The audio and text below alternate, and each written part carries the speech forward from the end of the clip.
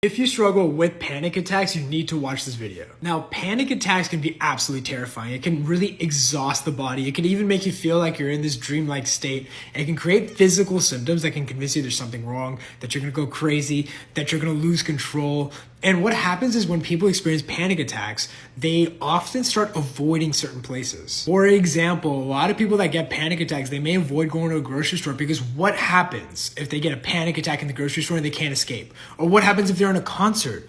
What happens if they're driving? What happens if they lose control? What happens if they lose control and hurt somebody all because of a panic attack? No, I can't do that. And so what they end up doing is they start avoiding certain situations. They may also be thinking, what will set off the panic attack? Can I just think my way into a panic attack? What happens if something triggers my panic attack? And then what happens naturally is that people develop avoidance behaviors, right? These avoidance behaviors are designed to protect you. I don't want to feel panic, so I'm not going to do it.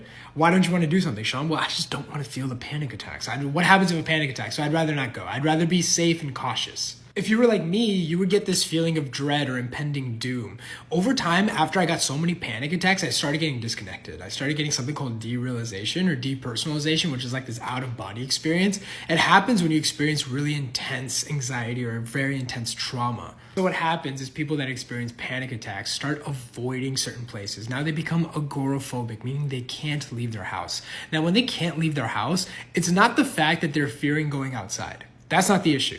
The issue with agoraphobia is the fact that what happens if you have a panic attack when you're outside and you can't escape? What happens in your certain situation? You lose control.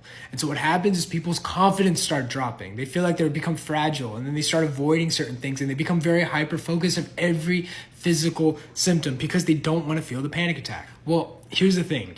Panic attacks are actually very easy or very simple to overcome. I wouldn't say easy, it's actually very difficult, but the solution is very simple. See, how panic attacks work are like this, right? So what happens is you have a fight or flight response, right? It's an innate mechanism designed to protect us. Every human has it. In fact, every mammal has it. And what happens is that it's always scanning for threats.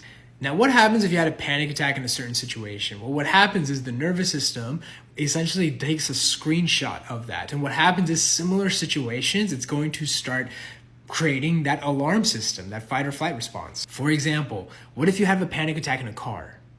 Now you start getting panic attacks in a plane because it's a closed environment.